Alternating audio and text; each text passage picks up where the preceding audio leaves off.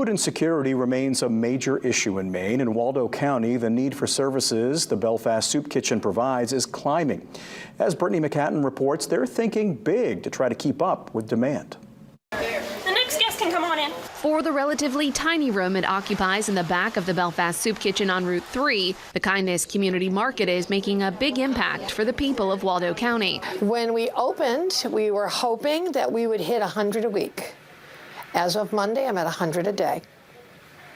So we need some space. I mean, it's tight in there. The Belfast Soup Kitchen says last year more than 8,000 people who live in Waldo County used their services. That's 1 in 5 residents. This year, that figure is expected to go up. Luckily, there is a plan in place to keep up with that growth. Belfast Soup Kitchen has purchased the Goose River Farm Market and the land behind it. This is the future new home of the Kindness Community Market. I think it's a good opportunity. We know the numbers are going to increase, right? So having a bigger space where they can collect more donations, and whether that be monetary donations or food donations. I know there's a lot of local farms in the area too, and just that support of local foods. This space is going to allow more good food to get to people who need it. For me, I get to help more people. There's going to be there's going to be space.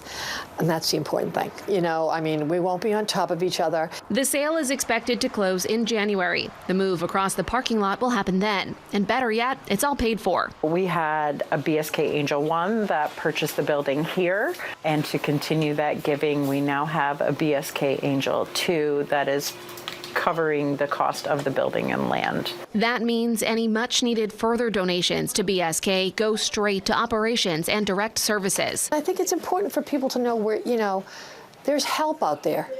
Doesn't matter whether you're tall, short, black, white, Catholic, Protestant, we don't care. We help everybody, and it's a great feeling. It really is. I can't really describe it, but I do get goosebumps. Brittany McCatton, WABI News, Belfast.